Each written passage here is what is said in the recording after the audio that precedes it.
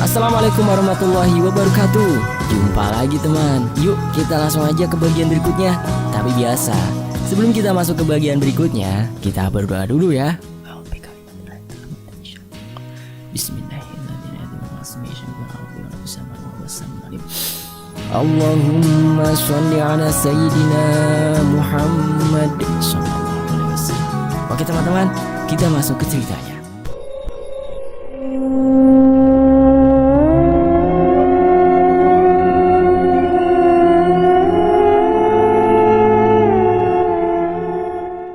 Kami kemudian melanjutkan perjalanan dan Fadli yang berada di depan karena dia yang tahu tempatnya.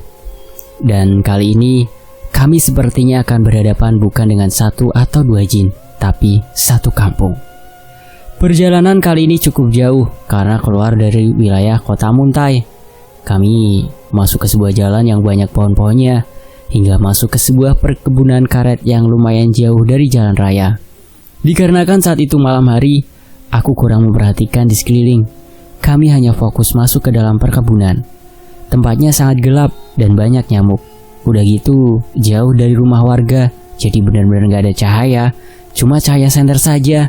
Bisa bayangin deh gimana gelapnya, dan yang pastinya menyeramkan. Apalagi kebun karet ini biasanya banyak ular.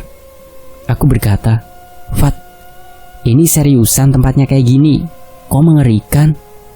Ya kalau nggak mengerikan, mana mungkin berhantu. Iya juga sih, tapi maksudku apa nggak ada tempat yang lebih bagus gitu? Ini banyak rumput, siapa tahu digigit ular, kataku. Makanya hati-hati kalau jalan, ini gak jauh lagi kita sampai kok. Sebenarnya apa yang kita hadapi sih? Kata Zoya. Aku belum tahu juga, tapi menurut para pekerja kebun, di sini ada sebuah tanah lapang di tengah kebun. Tempat itu beberapa kali ditanami pohon, tapi tidak pernah ada yang hidup. Hingga akhirnya pemilik kebun sadar bahwa tempat tidak diinginkan oleh penghuninya untuk ditanami hingga biarkan kosong. Oh, kalau begitu berarti tidak ada masalah seharusnya, karena gak ada yang saling mengganggu. Ya masalahnya beberapa waktu belakangan ini banyak pekerja yang ditakutkan oleh sosok tanpa kepala, dan mereka yakin itu perbuatan penghuni tanah lapang itu, kata Fadli. Lalu ini kita kesini cuma bertiga, gak ada pemandu atau apalah gitu, kataku. Gak ada, mereka semua takut, jadi cuma ngasih arah aja. Selanjutnya kita berusaha sendiri. Kami terus berjalan menuju ke dalam, dan tak lama setelah itu tiba-tiba senter Zoya tersorot ke sebuah pohon. Di pohon itu berdiri sesosok tanpa kepala. Dia membawa alat menoreh getah karet di tangan. Melihat hantu itu, aku langsung merinding. Sudah tempatnya yang sangat angker, dikagetkan pula dengan penampakan yang mengerikan seperti itu. Melihat hantu itu, Fadli lari mengejar, dan kami juga ikut mengejar di belakang. Saat sudah dekat, dia menghilang. Kami senter-senter area di sekitar situ, tapi sudah tak melihatnya lagi. Akhirnya kami melanjutkan perjalanan menuju lokasi yang dimaksud. Saat sampai di lokasi itu, ternyata benar-benar lahan kosong, seperti sebuah lapangan sepak bola di tengah perkebunan karet. Tidak ada satupun pohon karet tumbuh di situ, dan yang kerennya lagi, ternyata itu adalah pasar orang gaib. Terlihat di sana para makhluk gaib sedang banyak melakukan transaksi jual beli, ya layaknya seperti di pasar tradisional pada umumnya.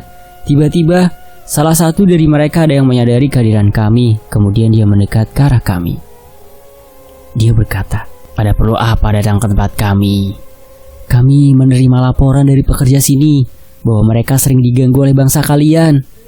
Kami tidak pernah mengganggu bangsa manusia selama mereka tidak mengganggu kami. Selama ini kami selalu hidup damai, tidak berurusan dengan manusia. Lalu, siapa yang mengganggu para pekerja biasanya? Mereka bilang sering dihantui oleh hantu tanpa kepala." Benar, bahkan tadi saat kami masuk ke sini, kamu sempat bertemu dengannya. Memang saya pernah mendengar pembicaraan para pekerja yang sedang membicarakan bahwa mereka diganggu oleh hantu, tapi itu bukan oleh warga kami, kemungkinan dari bangsa lain. Kalau warga sini, saya kenal semua, karena saya pemimpin mereka, jadi saya mengenal betul dengan mereka, kata jin tersebut. Jadi, kalian tidak mengenal siapa dia? Benar, Kami tidak mengenalnya dan bukan warga kami. Oh, kalau begitu kami izin pamit dulu, kata Fadli. Kalian sudah sampai ke sini. Bagaimana kalau kalian melihat-lihat pasar kami sebentar? Mungkin ada yang membuat kalian tertarik untuk membeli. Saya akan menghadiahkannya untuk kalian. Karena selama ini baru kalian yang bisa melihat bangsa kami di sini. Fadli pun bertanya, bagaimana? Mau masuk? Sambil nanya ke kami. Aku sih ikut Zoya aja. Kalau Zoya bilang masuk, aku masukin. Apaan sih lu? Kata Zoya. Maksudku memasuki pasar mereka, Zoya. Ya udah, ayo, kata Fadli.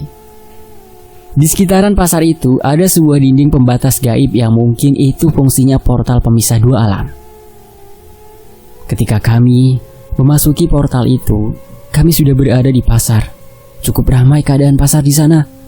Rata-rata yang mereka jual adalah rempah-rempah dan kebutuhan dapur. Ada beberapa di antara mereka yang berjualan makanan seperti sate, rendang, nasi bungkus, sop, lontong, dan lain-lain. Aroma satenya sangat menusuk wanginya. Sepertinya bumbu yang mereka gunakan berbeda dari para penjual sate di alam manusia. Dan aku tanya sama Bapak Jin tadi, katanya itu sate kelinci. Kalau mau beli nanti akan dibelikan.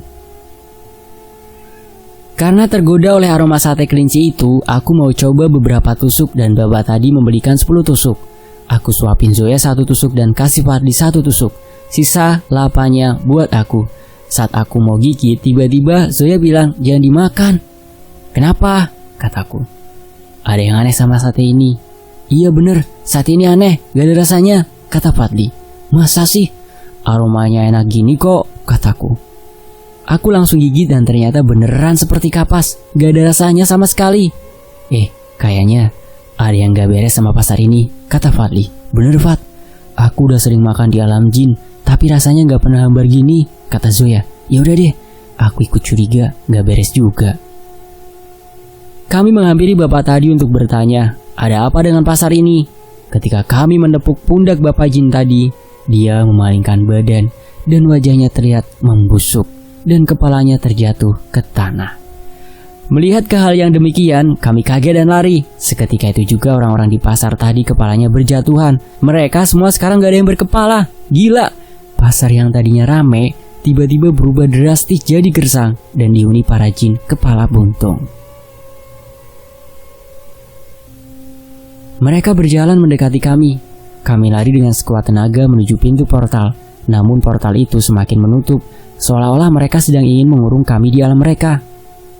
Jauh di belakang terlihat bapak pemimpin desa jin tadi. Dia membawa tombak dan diiringi beberapa warga desa tak berkepala yang membawa parang lari ke arah kami. Melihat mereka, kami dengan cepat lari ke arah portal dan mencoba untuk menembus. Namun portalnya sudah tertutup. Fadli berusaha untuk membukanya, sedangkan kami jauh di belakang. Fadli teriak, pakai perisai! Zoya langsung memakai baju sirahnya, sedangkan aku karena terlalu tidak fokus hingga tidak bisa konsentrasi untuk menghadirkannya.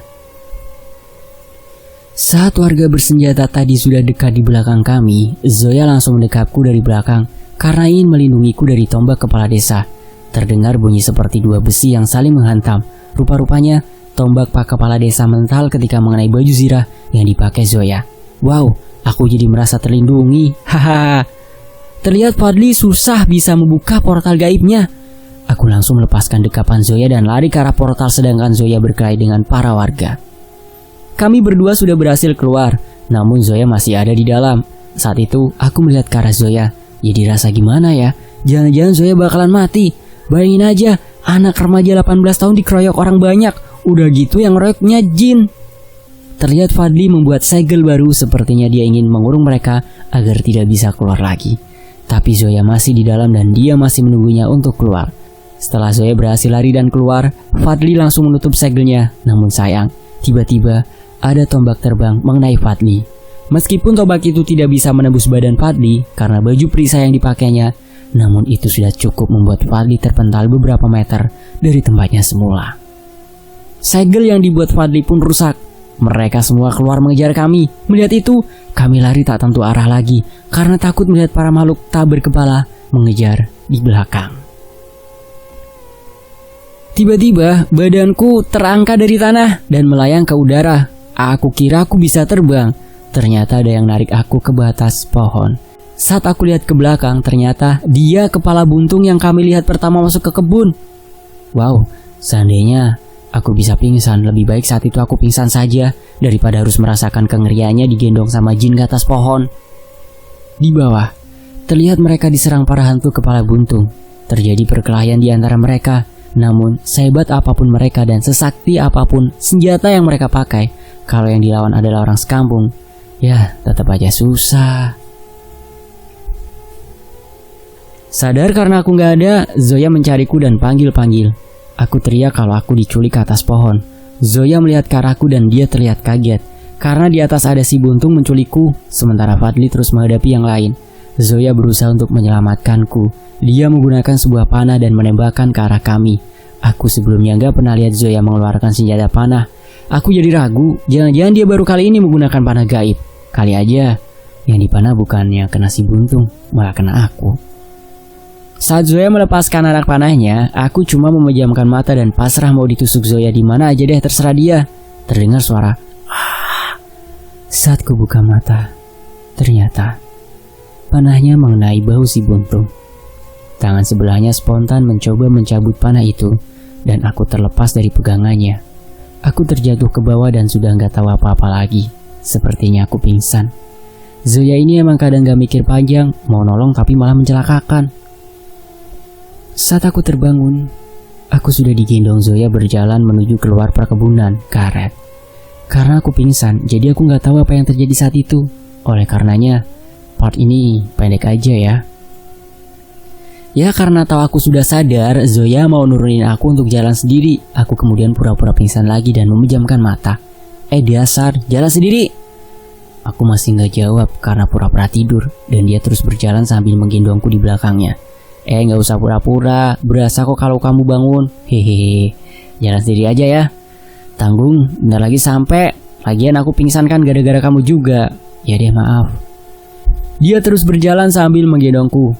Aku tanya sama dia tadi gimana ceritanya. Dia bilang tak lama setelah aku pingsan, ada naga yang datang menolong kami. Dia mengalahkan semua makhluk tanpa kepala itu dan semuanya sudah disegel oleh Fadli ke dalam sebuah batu akik. Kemudian naga itu pergi. Ternyata batu akik bukan cuma bisa mengurung satu jin, tapi juga sanggup menampung jin sekampung.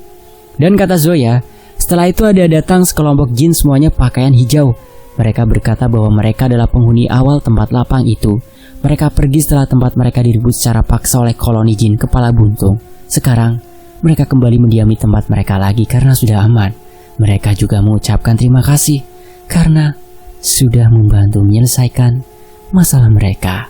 Sayangnya, saat itu aku pingsan hingga melewatkan begitu banyak kejadian penting, termasuk aku gak sempat melihat kedatangan kakaknya Saga.